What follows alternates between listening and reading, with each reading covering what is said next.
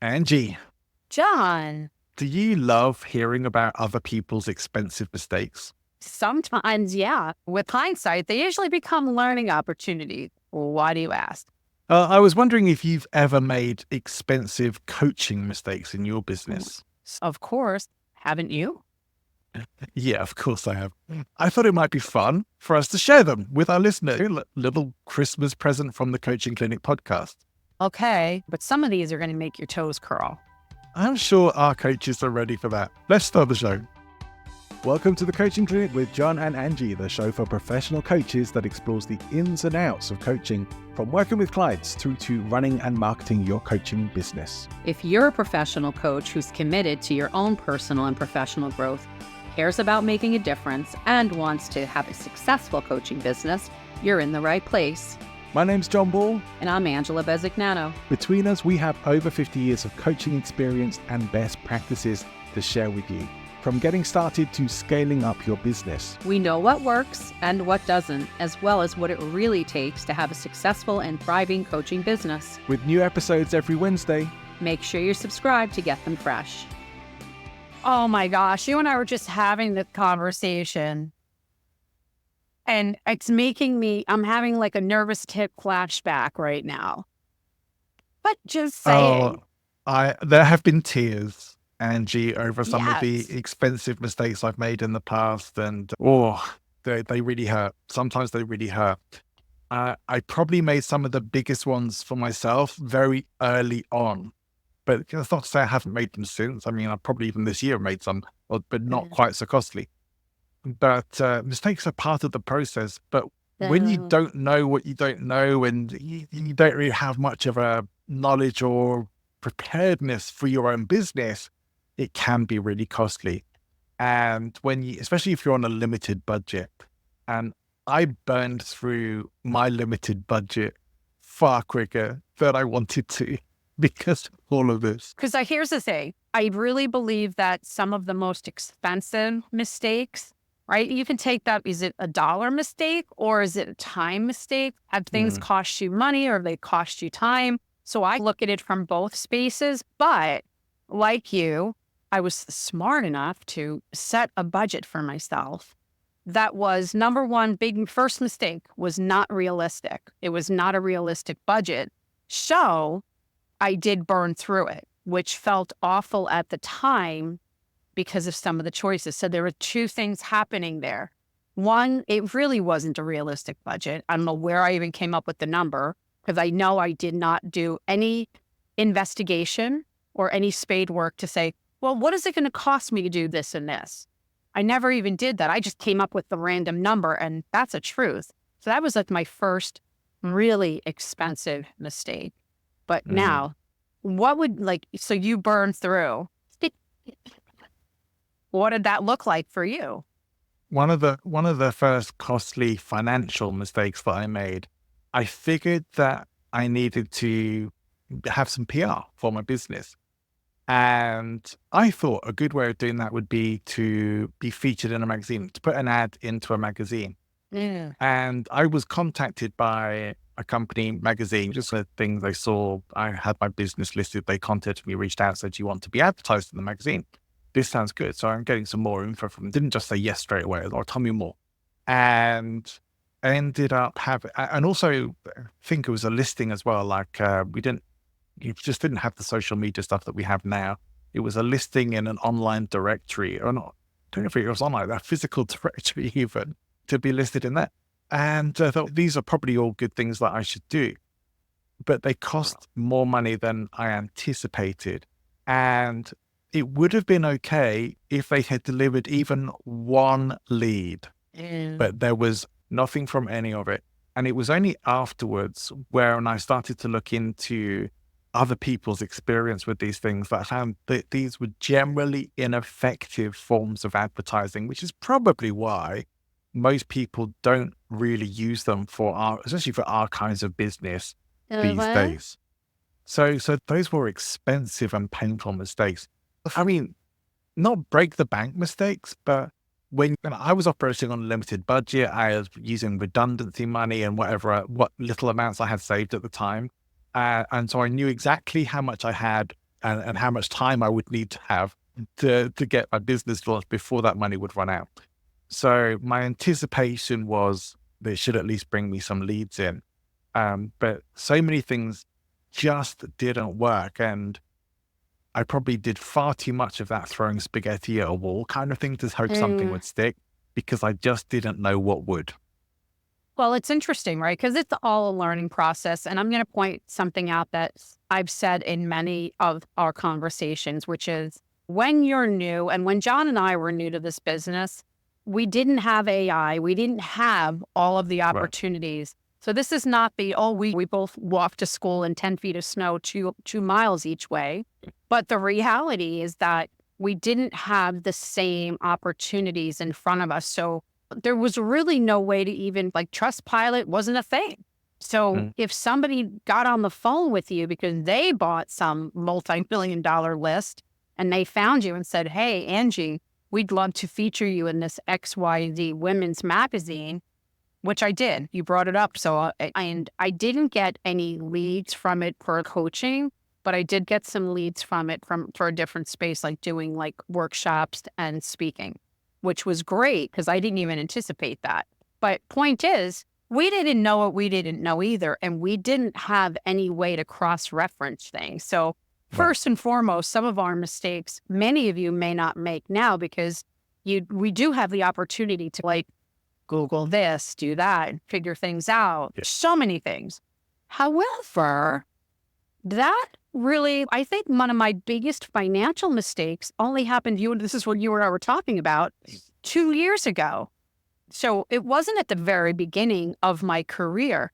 The biggest financial cluster was when I signed up with a lead generation company. I won't mention the name.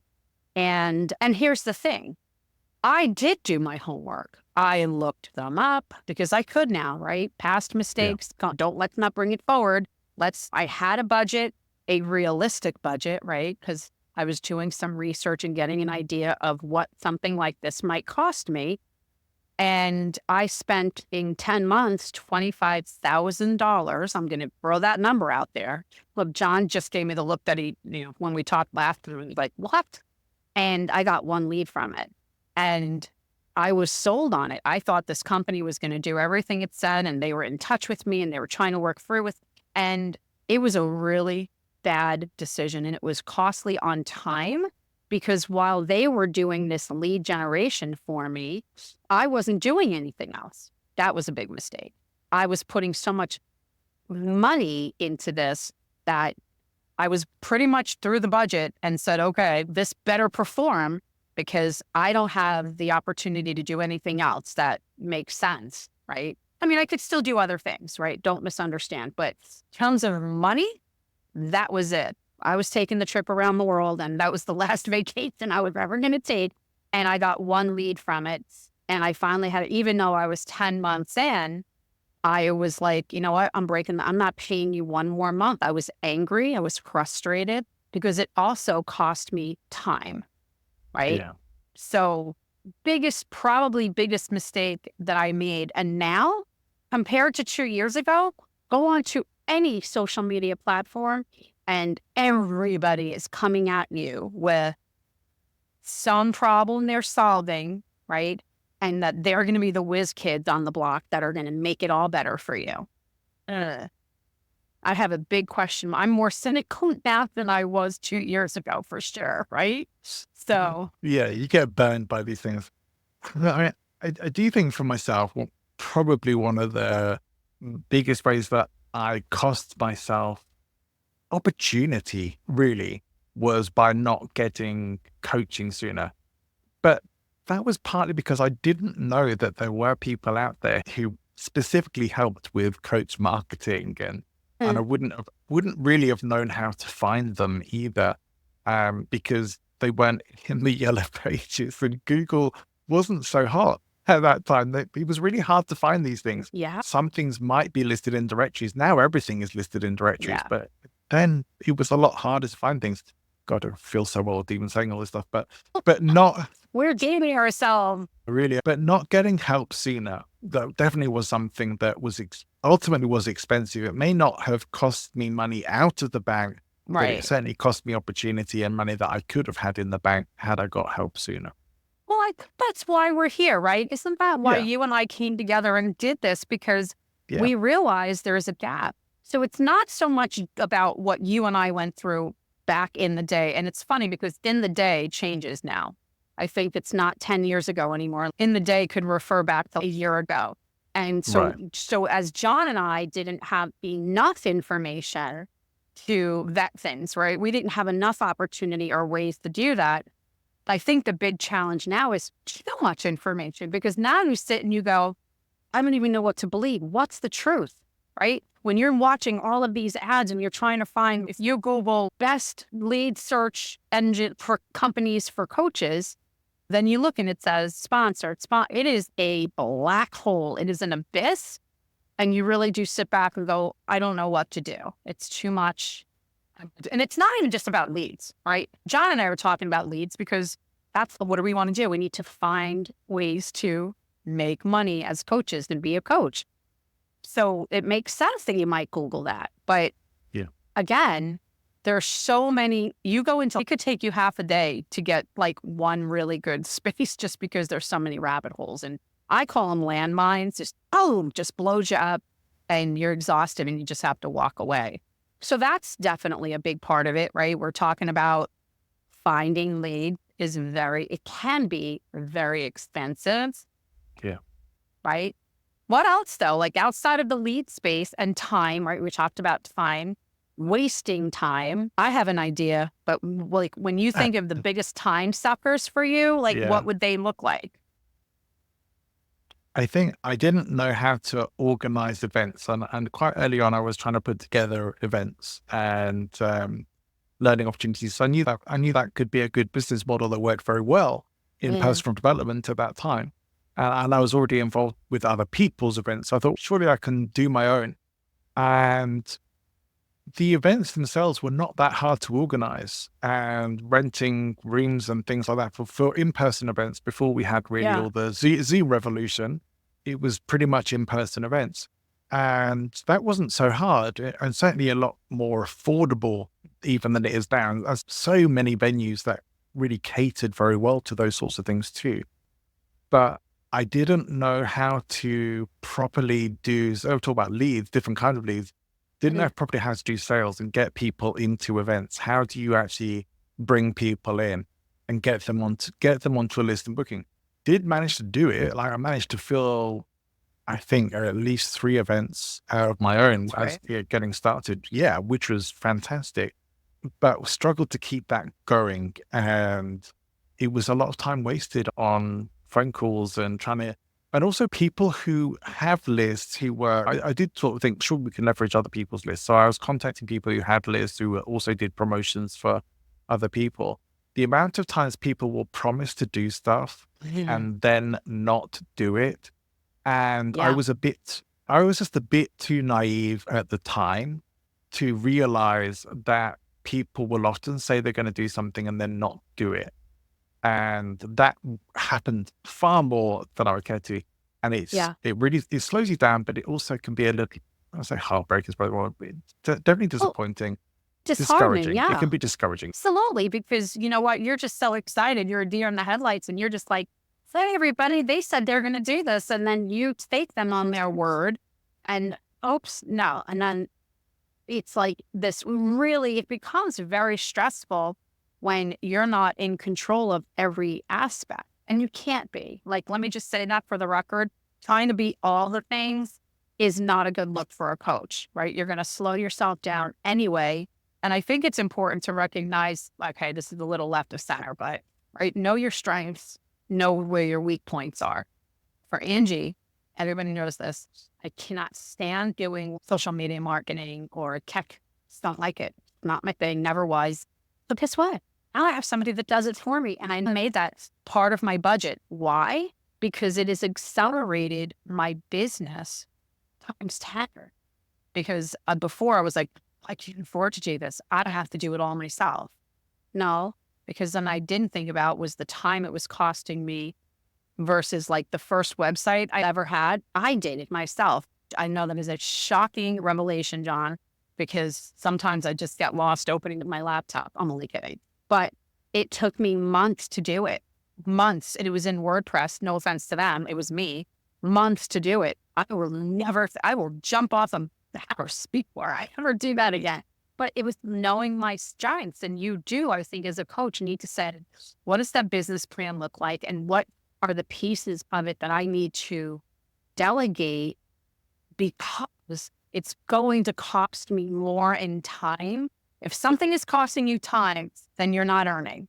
That's the bottom line, right? Yeah. So John had a situation or has had experiences where he thought he had the right people in the right place to help and they don't, which kind of makes you pull back and say, I'm going to have to do it all myself because I can't rely on anybody else. What did that do? Like, I'm just curious, like, when did you do the pullback? I stopped trusting that people would actually follow through and do what they said they were going to do, and probably stopped asking a bit more as well. So yeah, did I call back? Probably. Yeah.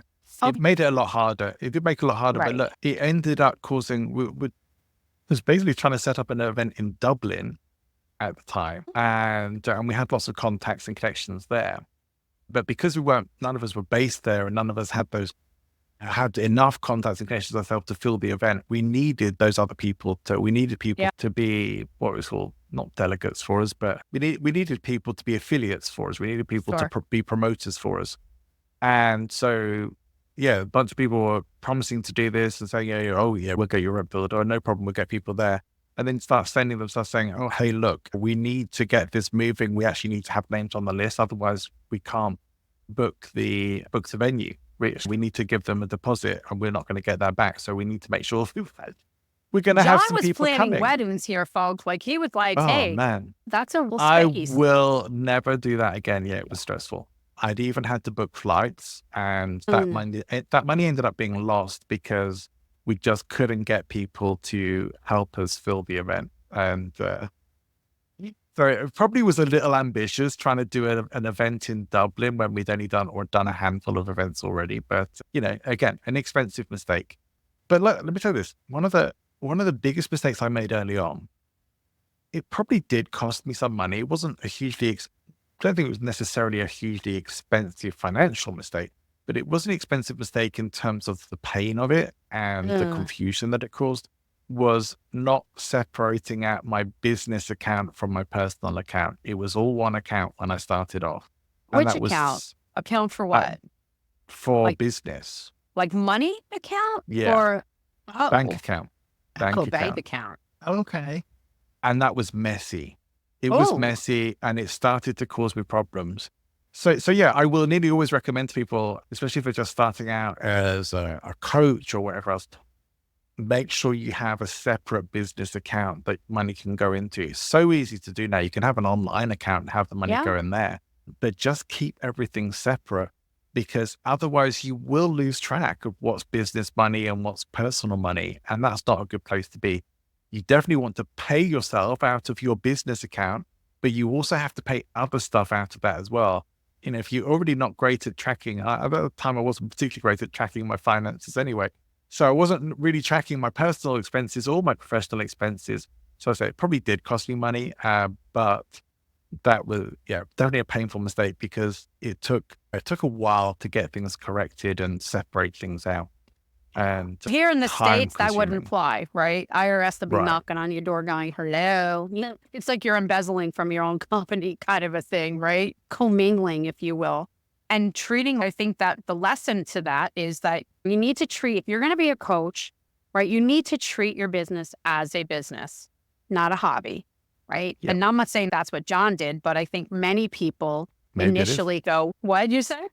Maybe it is. I don't know. Maybe I wasn't being a serious. I honestly can't. It's a long time ago, but I don't remember quite where my head was at with it. But yeah, it had something I just hadn't prioritized and didn't think I needed. Within the first 6 months of operating business, I'd set up a business account. It was pretty quick lesson to learn. I think it's important that, we talked about this in a very, an earlier, probably the beginning of this year, where we talked about setting yourself up as a real business, Set yourself up as though you've already I think some people take on that mindset of, when I'm actually making any money to speak of, I'll set up the account and I'll worry about it. No, set up an LLC or whatever, set up the entity, and then set up a business account, and it's done. And you don't have to worry about trying to go into the CPA with a box full of receipts and then having them try and differentiate between what was a home purchase and a business or an office purchase. It really gets hairy, and it is costly to do that. So treat your business like a business right out of the gate, as you would any other business. And don't wait until you make your first dime to do that. Yeah. That's funny. I think that probably was where my head was at that time, is I'll wait till I've got enough money to worry about before I separate things out. But that was a bad idea, very bad idea. And it definitely is a little bit more professional to have a business account that your money is going to, and probably really, you don't want to be getting paid directly into your own account anyway. You probably want to have a service like Stripe or whatever, some way you're processing payments that's secure for your potential clients to be able to pay. Nobody's really writing checks so much anymore. I mean, if you're doing speaking or something, I do have people that'll but I do have the ability for some of my private clients to be able to pay directly into my business account. So I can set up a payment link for them, but it gets invoiced for a specific product. So it's the same kind of thing. It's a secure payment gateway for them that is connected to a business account. Because one of the things I don't want, in certain situations, I don't want to spend that money until we know everything's good as well. So I don't want that money, I don't want to pay myself or anything else out of that money until I know that money is definitely, it might be in the bank account. Maybe everything isn't completely settled yet as well. So you do have to keep a reserve if you can. That was a lesson I had to learn as well. So I'm not really schooled on this, and it's to that point. And you might want to, if you do sign on with Stripe or another company like that, you need to look at the fine print, because I did run into this where they have the right to hold your money for up to 90 days or something at their will. So I didn't know that not that I didn't read the fine print. I probably just didn't even understand what that meant, or I skimmed through it or whatever. And the truth is, that's not a good look either. Really do your homework about where you're going to be processing payments, or how you're going to be processing those payments, because there are companies that will say, we can hold this up to 90 days just simply because of refund. They don't really care what kind of a business you are. They just look at it and say, it can turn into a legal issue if you don't have enough money to cover a substantial refund. So if you're a coach that's taking in, let's just say $5,000, $10,000, even $15,000 or something like that or more, and don't expect to just have your money cleared in 70 business days, at least here in the States, because once you get to those big numbers, a lot of these processing companies do have some regulations that you need to have enough in the account to cover almost what your highest payment was. Not that they will do it. They don't do it every time. Sometimes they just do it randomly, but that was a lesson for me, because it did happen with a company that I used to use. Big name, had no idea. So sometimes it's easier to even go through the processing through a bank or something like that where you know. No, I did early on have the experience of having to take out a line of credit because payments were being held up. So that's a great point to raise. Yeah. It wasn't for very long. 90 days is, okay, looking back, 90 days doesn't seem like a long time. But if you think 90 days from now, we're looking into March, it's a while to wait, Well, especially if this is your sole income, and let's just say you're not earning 4, 5, 6 times a month where it's oh, okay, it's no real big deal. It's in the pipeline. If you're doing something where you're getting a new client one a month or one every other month in the very beginning, and somebody's holding your money and this is all that you're doing, that can definitely be problematic for you. So you want to know what the policy is on that. I would ask up front. And if they don't have the answer, they're probably not the company for you. Just saying. I will say this. I mean, I think there are mistakes that probably haven't affected my business so much, but have cost me money, that have been things like programs that I thought were going to deliver something and ended up being crap. I think things like that, serve products and services that you end up buying, coaching related stuff, think, oh, that could be helpful. That would be good to have. And it ends up being utter rubbish. There's always going to be stuff like that you may end up wasting your money on. No matter how much research or reviews you might want to check out before going ahead, Yeah. you never really know. But the reality is as well now, there are people out there running cons specifically targeting business people. They see that you have a business, they will target you and pretend to offer you something that seems very appealing or attractive. We talked about this in one episode, right? This sort of networking thing that I Yeah. got invited was similar for you, yeah. And it was very clearly a scam, and they were very poor at sort of covering that fact up. But they probably had already caught some people out with it and had people pay their money to end up getting nothing. We do need to still do our due diligence, but even when you do, you might still get caught out, and that ends up being expensive as well.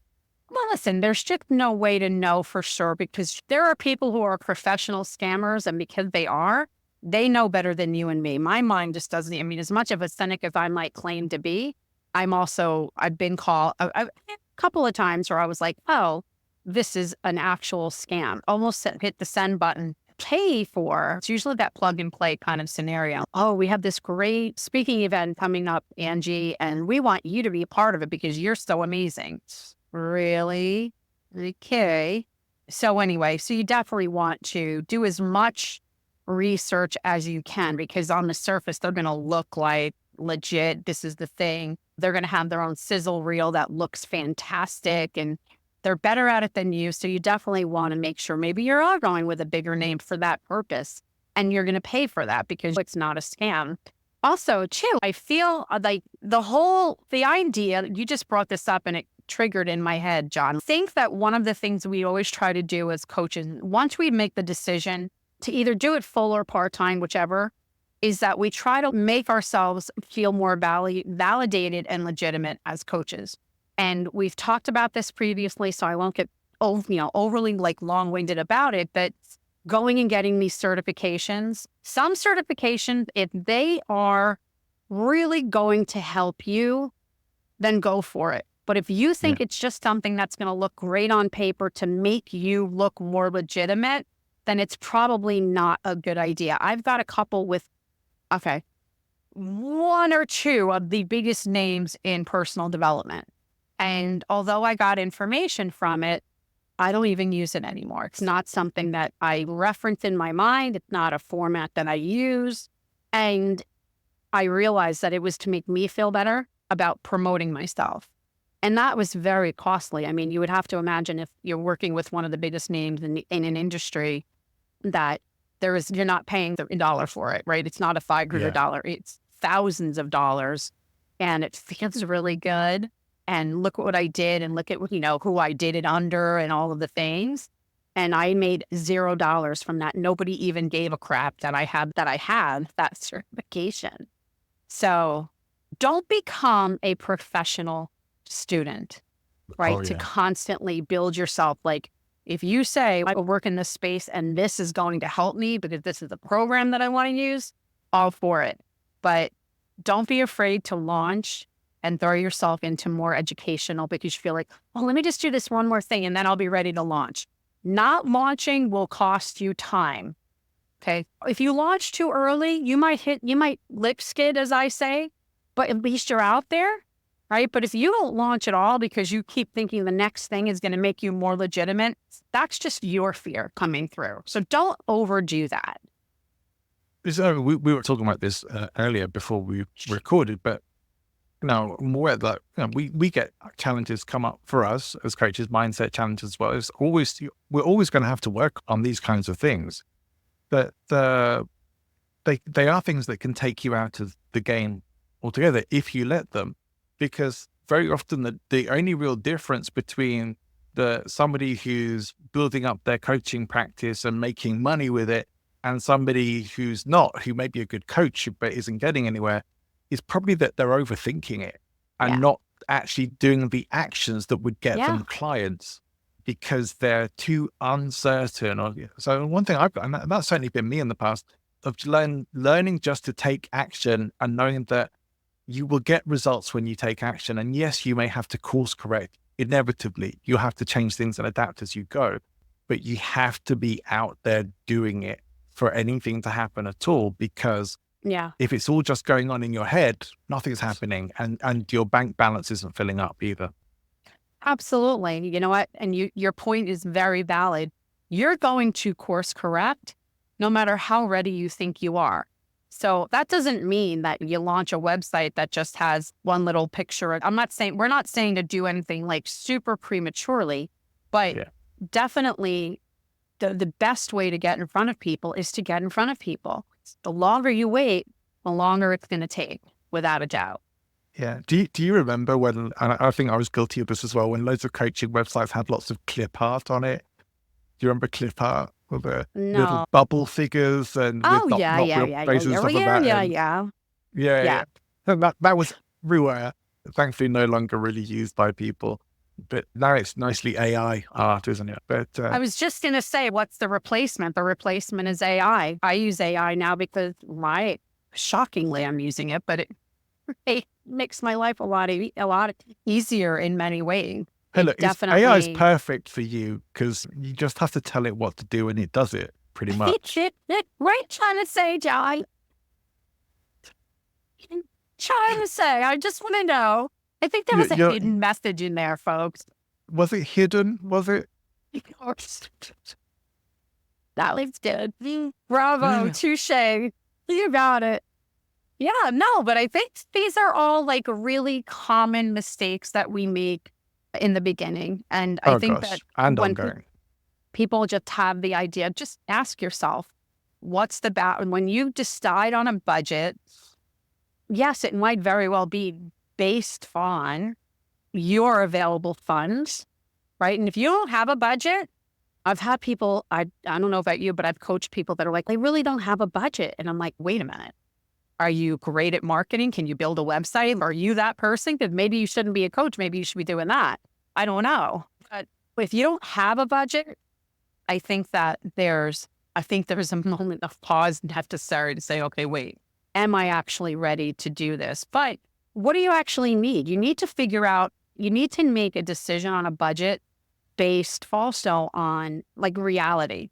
Do some research. What do you need? Do you need somebody? Like John and I have very different needs. He can do so much of the back end stuff that I don't like to do because it takes me longer to do it. So he's going to use his budget differently than I am. So you definitely need to come out of the gate knowing, again, what are those strengths and what do you need? What do I actually need to do this so it's not costing me time, money, and energy? And not being afraid to invest as well. I mean, so much of the things we're going to do, the stuff we talk about, this is all like things we took gambles on to a degree that sometimes didn't work out. Now, I mean, I invested, I think, over £12,000 at the time because I was living in the UK into NLP training with one particular company, that whole range of trainings, did that whole suite of trainings. Was it a mistake? I don't think so. I mean, even if I don't really use that much of the NLP now, or maybe have even some concerns about some parts of it, it got me into presenting and speaking, which I never would have done before. I met lots of amazing people who I'm still friends with. It set me on a path that it was transformational for me. So some aspects of it, I could look at it as a mistake because it didn't deliver what I expected it to when I signed up for it. Sure. But probably got a lot more in the long run than I ever really anticipated. And this is, I've been doing a lot of writing, working on my book. And one of the things I found myself writing the other day was about how I felt like such a failure. Because I really screwed the pooch on my first sort of time out the gate as a coach and busted the business pretty quick. But I thought that was it. It's over. It's done. My dream is finished. I'm a failure. And I realize now I wasn't a failure. I just did some stuff that didn't work out and figured out what not to do. But I felt like that was the end of the road for me. It felt like the bottom had fallen out of my world. It wasn't at all. It did take a while to recover from that, but that was mostly because of what I did to myself in terms of my emotional journey with that, thinking where it took me emotionally. I had to recover from that and come back and try. I honestly didn't think I would be able to come back into coaching after that. I thought we're done, but eventually I did. And, it's clearly a part of the journey, my journey, that isn't going away. But and nor should it, right? Nor because should it. Because it's what But I brought wasn't you a failure. here. Yeah. Yeah. Because here we are talking on a podcast, and who knew? And life is full of what we classify as failures and successes, and we tend to take them all very personally. And the less personally we can take them, the better for us. Was that thing of that Zen response of it's interesting rather than it being good or bad is far better one to take. Now, hard to manage. I certainly don't always manage it, but certainly a better approach to take that evens out a lot of the emotion around things and perhaps stops ego from taking over or from pulling us down into thinking we're failure. Like mindset mistakes can be very costly in terms of time and the damage that they can do to us emotionally that we usually end up doing to ourselves. Often our biggest problems or our biggest issues are just within us. The lack of confidence, lack of ability to sometimes say no to people when we never really need to say no to them.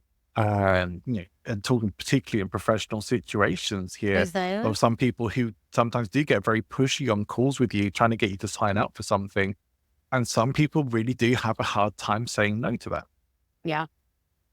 Well, listen, and I think that's a muscle that you build.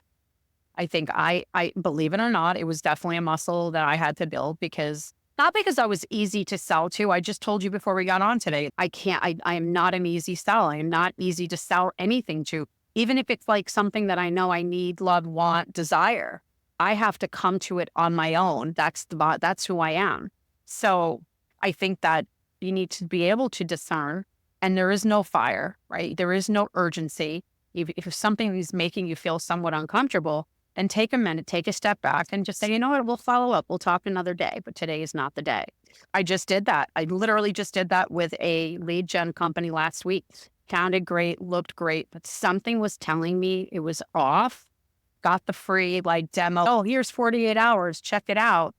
And I had questions, and the person that they assigned to me could not answer that question. And then it was a simple question. And I was then escalated to her superior. And I thought, no, this is not right. And I didn't do it. Oh, and the next day I found the space that was going to work. So it's okay. You don't owe them anything. They don't owe you anything, and you don't owe them anything. So I don't know. I think we covered a lot today.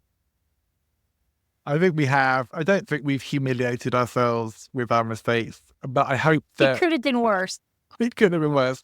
There may be other ones that will come back to us at another point, but I hope some of them has been entertaining. And it's, with hindsight, we can look back on a lot of them and laugh and learn from them now, because the pain of those events is no longer with us. Financial hurt or otherwise is moved on from.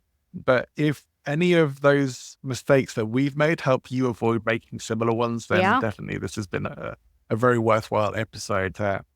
We thought this would be great to do for a sort of a holiday episode. So this is our pre-holiday little gift to you, and sharing some of those gifts and insights, which I think we do really need to know. The pitfalls the lip skids. Listen, but that's right. Like I said in the beginning, that's why John and I are here. If you have any questions, if you actually are feeling in the moment like, oh, I don't know, should I do this or should I try that? Reach out to us. I mean, we're happy to pose the question, have you on the show. And because if you have the question, chances are there's an abundance of people that have the same or similar question. So reach out to us. We've been doing this a really long time. And even though we poke fun at ourselves and each other around some of the mistakes, some of them are just inevitable, and none of us was born like a business owner or a coach. So we're happy to provide some guidance when necessary. We really are.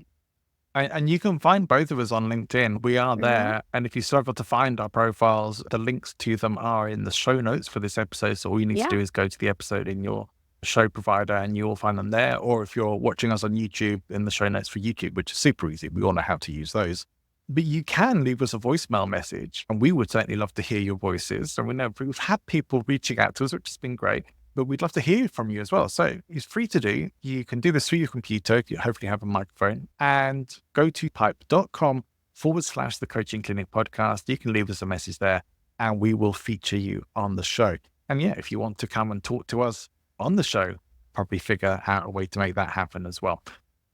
But Awesome. nonetheless, but lots of great stuff to share today. And I hope that none of our mistakes put you off going forward. Like, mistakes are part of the journey to success. They are not the opposite to success. There's always going to be failures along the way, but they are a part of the journey. Hopefully we can help you avoid some of the costly ones, but just know some of them are going to be out there and inevitable, and you will survive them, and you will be greater because of it. We learn so much. We learn so much from the mistakes that we make. So keep taking action, and we will look forward to seeing you on the next episode of the Coaching Clinic podcast. Bye for now.